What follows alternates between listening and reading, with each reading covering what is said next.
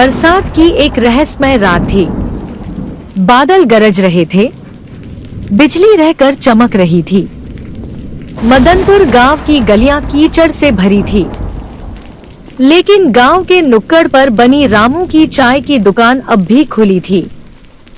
वही छोटी सी दुकान जो हर शाम गांव के लोगों की हंसी और गपशप से गुलजार रहती थी। लेकिन आज कुछ अलग था। जहां रोज लोग 2-2 कप चाय पीते थे, वहीं आज किसी ने एक कप तक नहीं छुआ। सभी के चेहरे पर चिंता की लकीरें थी, आंखों में डर था। गांव में बीते कुछ दिनों से जो अजीब घटनाएं घट रही थी, उन्हीं की चर्चा हो रही थी। इसी माहौल में चुपचाप दुकान पर पहुंचे गांव के एक मास्टर जी।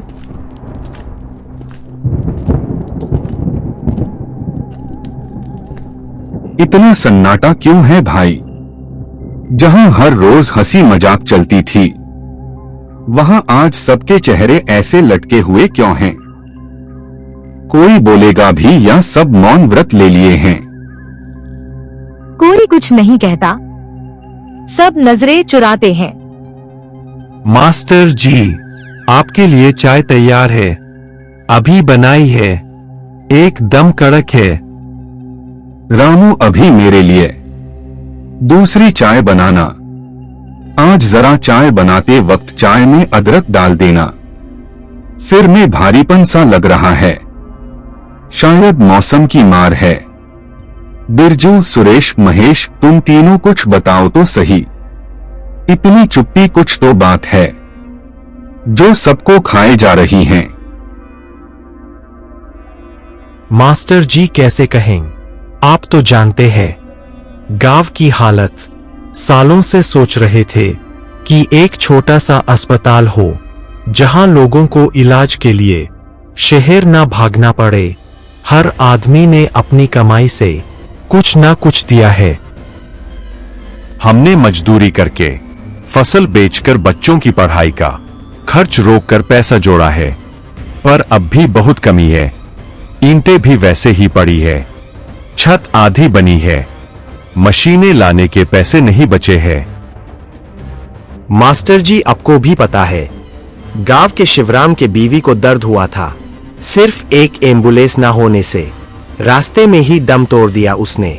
मास्टर जी, हम थक गए हैं। कभी नेताओं से भी बोला, कभी अफसरों से मिले, लेकिन हर जगह सिर्फ वादे मिले, मदद नहीं। अब तो सोचते हैं कि क्या सब कुछ अधूरा ही रह जाएगा। मास्टर जी गहरी सांस लेते हैं, कुछ पल चुप रहते हैं। तुम्हारी बात सुनकर दिल भारी हो गया। मुझे माफ करना बेटा, मेरे पास अब कुछ नहीं बचा। बेटी की शादी में जो थोड़ी बहुत जमा पूंजी थी वह भी चली गई, लेकिन एक जमीन है हीरापुर में। कई सालों से सोचा था कि बुढ़ापे में शायद काम आएगी, पर अब लगता है उससे बड़ा कोई काम हो नहीं सकता। सभी चौंक जाते हैं और ध्यान से सुनने लगते हैं। अगर मेरी वो जमीन बिक जाए तो शायद अस्पताल का काम पूरा हो जाएगा। मेरे बाद कौन जाने उस जमीन का क्या होगा। लेकिन अगर उसी जमीन से गांव की जान बच सकती है तो यह सौदा मुझे मंजूर है। भीतर एक सन्नाटा छा जाता है, फिर धीरे धीरे सबकी आंखें भर आती हैं। मास्टर जी, आप जैसे लोग ही तो गांव की असली मददगार होते हैं। जिस जमीन को लोग अपने नाम पर लिखवाना चाहते हैं, आप उसे गांव के नाम देने जा रहे हैं। कल सुबह ही निकलूंगा हीरापुर, कागजात तैयार करवाऊंगा और जमीन बेच दूंगा। अब यह अस्पताल किसी हालत में अधूरा नहीं रहना चाहिए। बिरजू, सुरेश, महेश, तुम भी मेरे साथ कल हीरापुर चलना।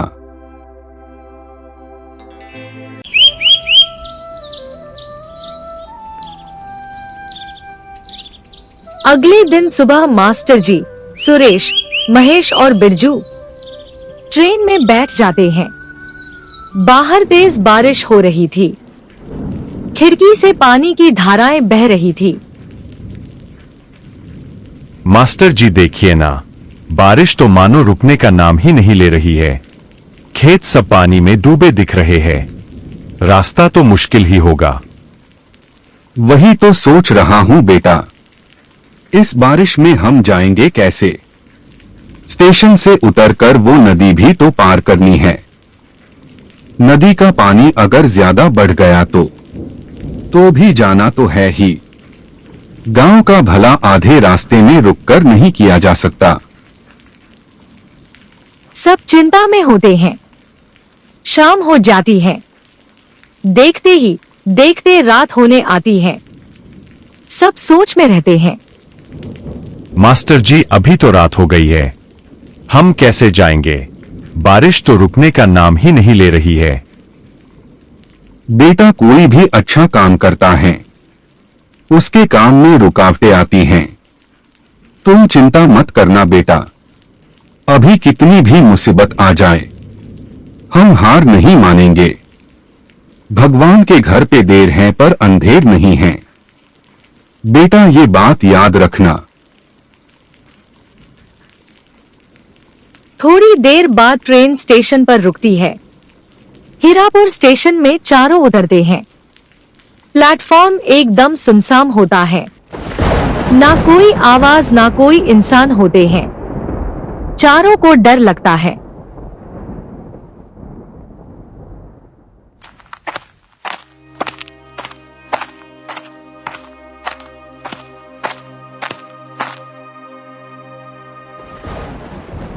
प्लेटफॉर्म सुनसान है, ना कोई आवाज ना कोई इंसान।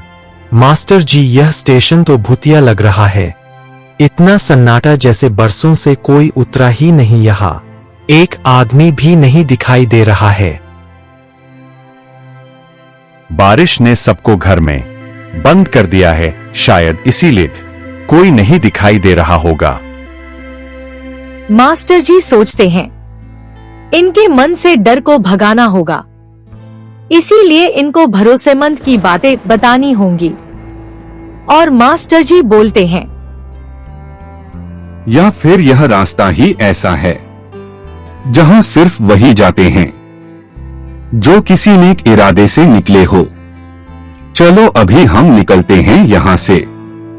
अभी हमें गांव जाने के लिए रिक्शा भी देखनी होंगी। बारिश रुक गई है, लेकिन अभी भी बिजली चमक रही है। बारिश कभी भी आ सकती है। हम बस स्टॉप पे जाके रुकते हैं।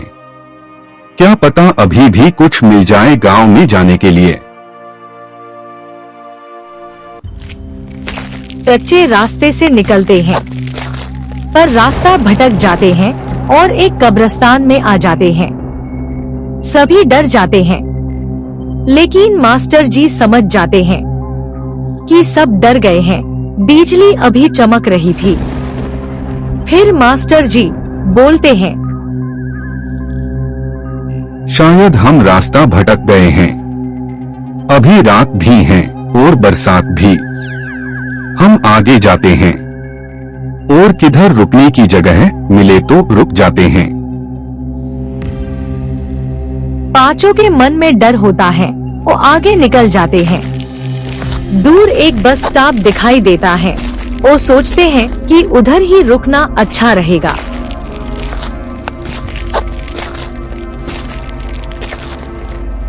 चारों मिलके बस स्टॉप के पास रुक जाते हैं। बारिश अभी धीमी चालू थी। बिजली कड़क रही थी। सबके मन में डर था कि गांव जाने के लिए कुछ मिलेगा भी या नहीं। तभी उस समय मास्टर जी के पहचान का रघु आता है। मास्टर जी का डर कम हो जाता है और बिरजू, सुरेश, महेश को भी राहत मिल जाती है। अरे मास्टर जी, आप यहाँ इस वक्त, इतनी रात को?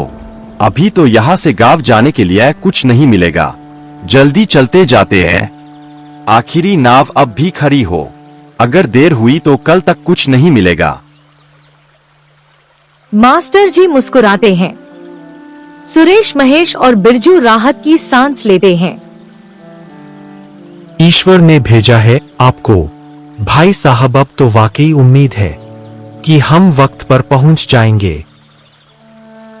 रघु, अच्छा हुआ बेटा तू मिल गया। चलते जाने में अभी दिक्कत नहीं होगी।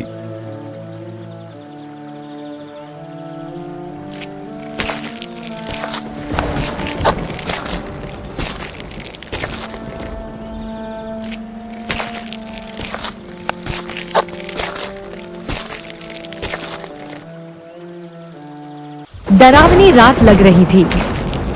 अभी भी बिजली चमक रही थी, लेकिन मास्टर जी को गांव पहुंचना भी जरूरी था। बारिश रुक गई थी। सबको ऐसा लग रहा था जैसे समय रुक गया हो। सब चुपचाप चल रहे थे। सबके मन में भय था, लेकिन कोई कुछ नहीं बोल रहा था। तभी मास्टर जी रघु से पूछते हैं, क्यों रघु, कैसी चल रही है जिंदगी? और गांव में सब लोग कैसे हैं? और घर में माताजी और पिताजी कैसे हैं?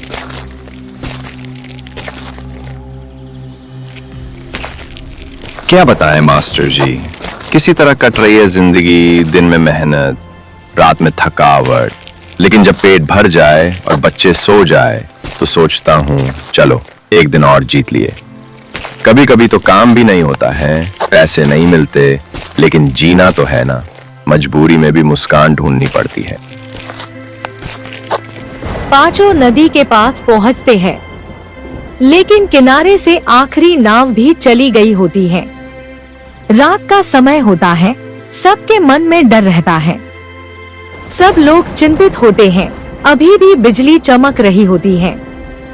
तभी रघु बोलता है, मास्टर जी, लगता है आखिरी नाव भी चली गई होगी। हमें आने में देर हो गई। अब सुबह तक कोई नाव नहीं है। अगर आपको बुरा ना लगे तो आप हमारे घर एक रात रुक सकते हैं। छोटा है, गरीब का घर है। क्या बोल रहे हो रघु? हमें कौन सा संकोच रहेगा? एक रात रुकने को मिल जाए तो हमें भी राहत मिल जाएगी। हम कल सुबह जल्दी हीरापुर निकल जाएंगे। मास्टर जी और बिरजू, सुरेश और महेश, चारों को डर लग रहा था। चारों रघु के पीछे पीछे चलते चलते जाते हैं। बारिश रुक गई थी, लेकिन अभी बिजली चमक रही थी। मास्टर जी भी सोच रहे थे कि आज रघु कुछ अलग ही बातें कर रहा है। पांचों चलते चलते थक चुके होते हैं। रास्ते में ही रुक जाते हैं। तभी रघु बोलता है, मास्टर जी, आप इतनी रात को हीरापुर क्या करने आए हैं? गांव की तरफ कोई इस वक्त जाता नहीं, और आप इस उम्र में भी इतनी रात को गांव जा रहे हैं। गांव में एक छोटा सा अस्पताल बन रहा है। बच्चे, बूढ़े, औरतें, सबके इलाज का कोई ठिकाना नहीं है। सबने मिलकर चंदा इकट्ठा किया है, लेकिन अब पैसे कम पड़ गए हैं। अपनी पुश्तैनी जमीन बेचने आया हूं, जो हीरापुर में है। बचपन की यादें जुड़ी हैं। पिताजी के हाथ की मिट्टी है, पर अब लगता है वो जमीन अगर अस्पताल के काम आ जाए तो मेरे पुरखों की आत्मा को भी शांति मिलेगी। मास्टर जी, सच कहूं तो आप जैसे लोग ही इस दुनिया की उम्मीद है। लोग जमीन जोड़ते हैं अपने बच्चों के लिए, नाम के लिए, और आप जमीन छोड़ रहे हैं गांव के बच्चों के लिए। कभी कभी सोचता था कि इस गांव का क्या होगा, पर आज लग रहा है कि जब तक मास्टर जी जैसे लोग हैं तब तक ये गांव जिंदा है। सुरेश, महेश और बिरजू चुप थे, लेकिन उनकी आंखों में गर्व और सम्मान दिखाई दे रहा था। तभी अचानक बिजली चमकती है और रघु गायब हो जाता है। एक शक्ति प्रकट होती है और बोलती है, मैं चाहती हूँ कि यह खजाना आप अपने साथ लेके जाएं और इसका उपयोग गांव के अस्पताल के लिए करें। और मास्टर जी आप अपनी जमीन न बेचे। आपके पुरखों ने अच्छा काम किया है और आप भी अच्छा काम कर रहे हैं। हे माता, हम वचन देते हैं यह धन सिर्फ गांव की भलाई में लगेगा, किसी गरीब की दवा रुकेगी नहीं। वह शक्ति और धीरे धीरे प्रकाश में विलीन हो जाती है। चारों ओर फिर वही रात का सन्नाटा छा जाता है, पर अब उस सन्नाटे में डर नहीं, एक शांति होती है, एक आशीर्वाद था। जहां नियत साफ हो और इरादा भलाई का हो, वहां खुद ईश्वर भी राह बनाता है। लालच के सामने जो इंसानियत को चुनता है, वही सच्चे अर्थ में धनवान होता है।